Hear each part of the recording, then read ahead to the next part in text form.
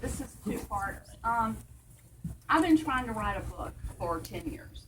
I'm from North Carolina, not too far from Durham. Sound like you're on schedule. Yeah, I am.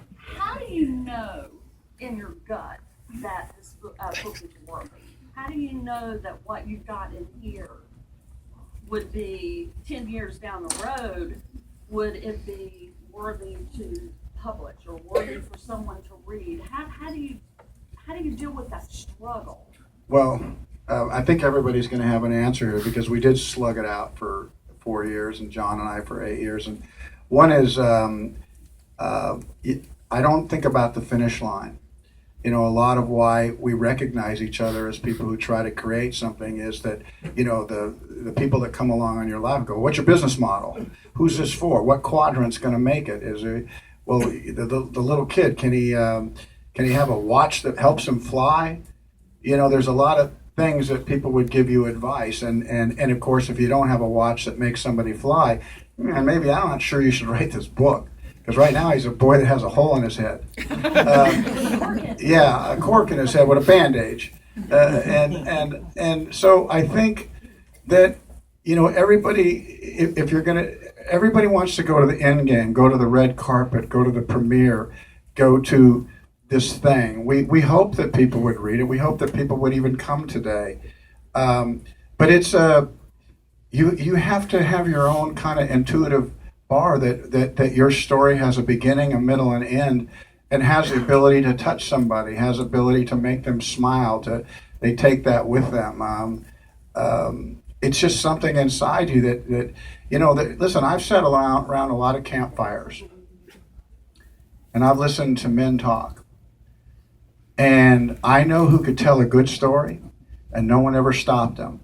And I knew the men that their stories always fell flat. But the guys allowed it. They are kind of like, oh, here he goes. Here he goes. And what I noticed was no one ever stopped anybody. And you can get better as a storyteller too, for sure. But if you feel like you have something to say, we all are so close. We're so connected. You know, for me, it doesn't always feel that way because there's this kind of wall of fame. There's this. You know, we continue to find ways to separate by how much money someone makes and, you know, how much fame there is, but we're not. We're so close. So chances are the things that make you smile make somebody else smile. The chances of things that move you move others. And when you find a way to put that a Rubik's Cube of words together where somebody goes, so great. You know, Field of Dreams was, you think about this whole movie, it was like, do you want to have a catch?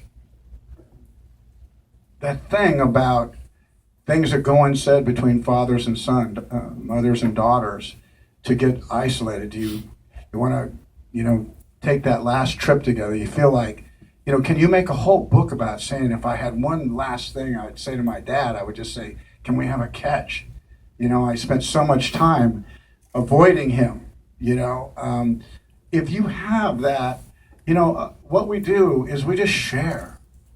We share a good song. We share the last great book we think. So, you know, you have to, it sounds like, you know, and but you should have the audience on your shoulder shouldn't keep you from writing what you write, but you should make no mistake that you're trying to do it for people.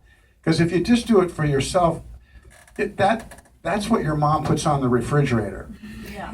I was shitty, but my mom put everything on the refrigerator for me. I was not a good artist. But she put it there, and there came a time, you know, when that's not going to happen, and there's this kind of professional thing where money's involved.